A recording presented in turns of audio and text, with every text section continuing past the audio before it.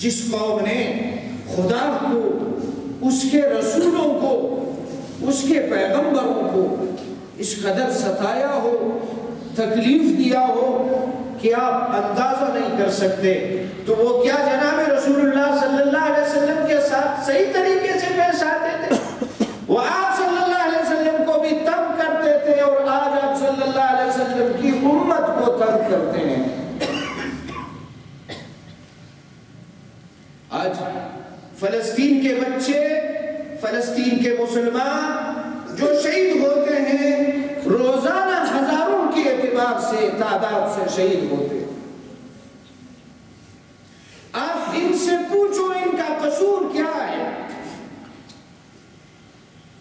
مسئلہ کیا ہے، قصور کیا ہے؟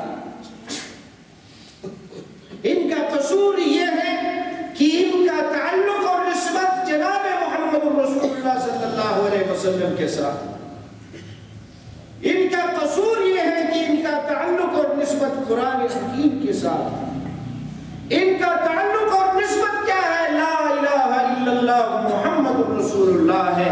اس لیے آج وہ ان کو مارتے ہیں، ان پر ظلم کرتے ہیں، ان پر بمباریاں کرتے ہیں، ان کے بچوں کو شہید کرتے ہیں۔ میرے دوستو، وہاں کے بچے کھانے کے لیے بلک بلک کر مر رہے ہیں،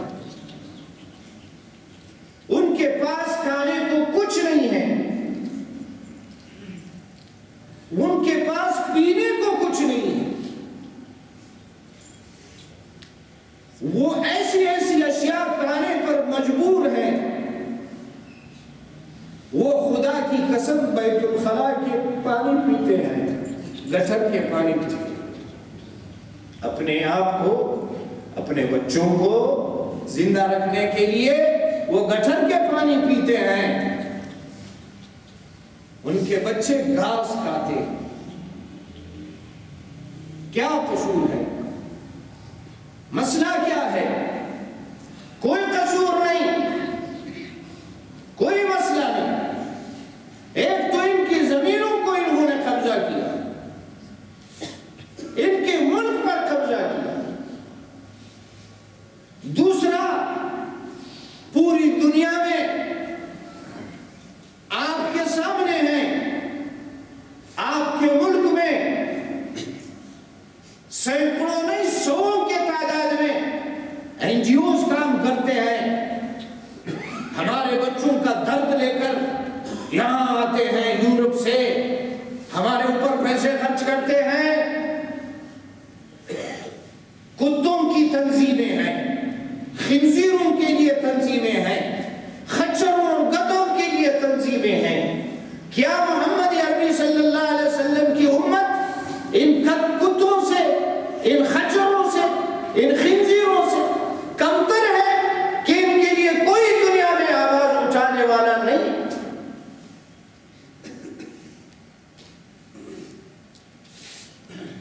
یاد رکھو مسلمانوں، ہم میں سے کوئی بھی اپنی جان خلاصی نہیں کر سکے گا۔ کوئی بھی شخص یہ تصور نہ کرے کہ میں جنت میں جاؤں گا آسانی کے ساتھ۔ یہ معصوم بچے تمہاری جنت کے سامنے رکاوٹ بن جائے، یہ معصوم مرد اور عورتیں تمہاری گردنوں میں خدا کی قسم سریے ڈال کر تمہیں روکیں گے کہ تمہاری اوپر جنت حرام ہے۔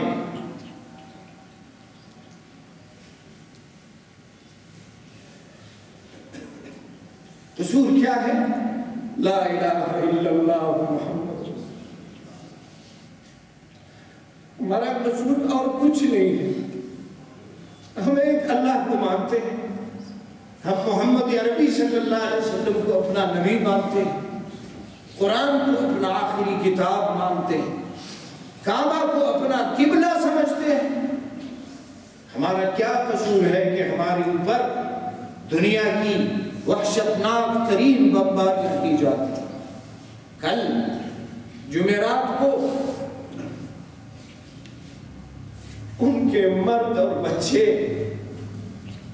ایک فلاحی جگہ پر موجود تھے کہ ہمیں کھانا ملے گا، ہمیں آٹا ملے گا۔ اس کی ویڈیو بھی آئی ہے، آپ دیکھ سکتے ہیں اس منحوس انٹرنیٹ پر۔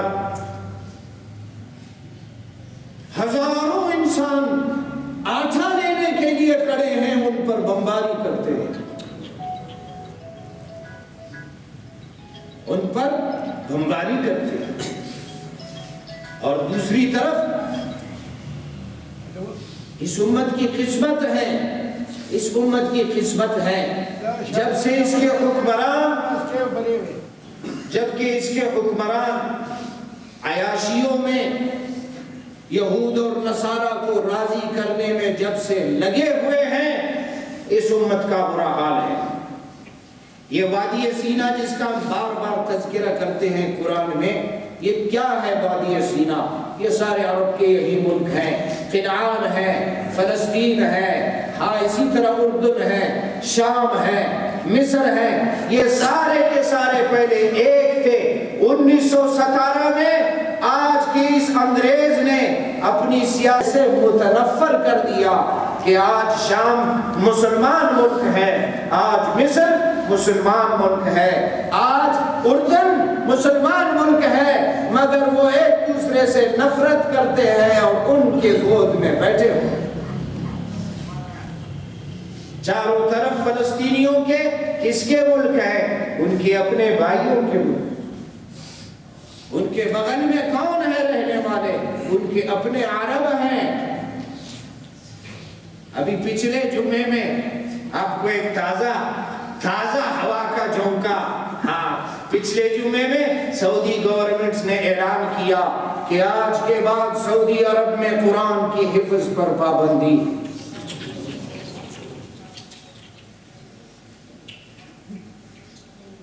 آج کے بعد سعودی عرب میں قرآن حفظ پر پابندی ہے، کوئی حفلہ نہیں لگے گا قرآن کریم کے حفظ کا۔ کون اعلان کرتا ہے؟ کس ملک میں اعلان بن رہا ہے؟ کس ملک میں قانون بن رہا ہے؟ اسی ملک میں بن رہا ہے جہاں قرآن نازل ہوا۔ 23 سال اپنی رحمتوں اور برکتوں میں اس ملک کو لپیٹ کر محمد عربی کا قرآن جس ملک میں اترا تھا، آج اس ملک میں آپ جاؤ، یہ تو بہت پہلی کی بات ہے۔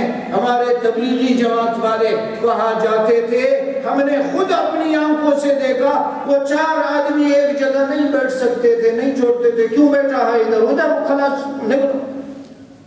ان چیزوں پر تو پہلے سے پابندی تھی، اب باقاعدہ کھل کے خدا تعالیٰ کی نافرمانی کا اعلان ہے کہ کوئی بھی بچہ اب سعودی میں قرآن حفظ نہیں کرے گا۔ کسی بھی مسجد میں اب لاؤڈ اسپیکر استعمال نہیں ہوگی۔ کہاں استعمال ہوں گے؟ سینما میں۔ کہاں استعمال ہوں گے؟ ناچ گانوں کی محفلوں میں۔ اب وہاں مساجد میں اسپیکر استعمال نہیں ہوگی، صرف ناچ گانوں کے لیے استعمال۔ پہلے سعودی عرب میں مسلمان افطار پر، اب جس طرح آپ کے ملک میں بھی غریب ایسے ہیں کہ رمضان میں افطار کے وقت ایک بالٹی شربت کا اٹھایا ہوا ہے، اپنی استطاعت کے مطابق روڈ پر لوگوں کو افطار کراتا ہے، وہاں اللہ تعالیٰ نے ان کو بہت زیادہ دیا ہوا ہے۔ تو ایسے لوگ تھے کہ کئی مسجد کو باقاعدہ اپنے انڈر میں لیتے، پورا رمضان فری میں غریبوں کو افطار کراتے تھے۔ اب صاحب من نے اعلان کیا ہے کہ یہ افطار کا سلسلہ بند۔ بھائی جن کی تربیت جہاں ہوتی ہے، جن کی تربیت جن ماؤں نے کی ہوتی ہے، جن ماؤں نے لوریوں میں ان کو جو سکھایا ہوا ہوتا ہے، وہ بڑا ہو کر تو وہی بنے گا۔ یہ سعودیہ کا جو پرنس ہے، ان کا جو ولی عہد ہے، ہاں اس کا خود اسرائیل کے یہودی کہتے ہیں، اسرائیل کے یہودی خود کہتے ہیں کہ محمد بن سلمان کو ہمارے متعلق اتنے معلومات ہیں کہ ہم یہودیوں کو بھی نہیں ہیں۔ اور پھر ہم نے اس سے ملاقات کی، ہم نے اس سے بات کی، تو اس نے کہا کہ ہم نے اس سے پوچھا یہود اور عیسائیوں کے متعلق تمہارا کیا خیال ہے؟ تو اس نے کہا مجھے دونوں اچھے لگتے ہیں۔ آپ کو پتہ ہے مجھے کیوں دونوں اچھے لگتے ہیں؟ اس لیے بچپن سے جس دائی نے میری تربیت کی تھی وہ 1 نمبر یہودیہ ہو. اب جس عورت نے جس بچے کی تربیت کی ہو، ہاں، اور وہ عورت بھی یہودیہ ہو، تو پھر کیا وہ بچہ تمہاری اسلام کی خدمت کرے گا؟ وہ خانہ کعبہ کی تعمیر و ترقی میں حصہ لے گا؟